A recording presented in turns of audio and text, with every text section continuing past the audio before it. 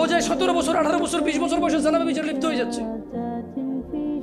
কিন্তু ও যদি আল্লাহকে ভয় পেত আর শারীরিক চাহিদার জন্য আল্লাহর কাছে বলতো, আল্লাহ আমাকে ধৈর্য দাও, আমি রোজা রাখতেছি, আমাকে সাহায্য করো, আমাকে তৌফিক দাও, আমাকে উত্তীর্ণ করো, বিবাহ পর্যন্ত আমাকে তৌফিক দাও, তাহলে আল্লাহ যিনি রহমান, যিনি ওদুদ প্রেমময়, তুমি আল্লাহর ভয়ে জানা বাদ দিলা, আল্লাহর কাছেই চাইলা, ধৈর্য আল্লাহর জন্যই ধরলা, আশা আল্লাহর কাছেই করো, তিনি কি তোমাকে ফিরাবে?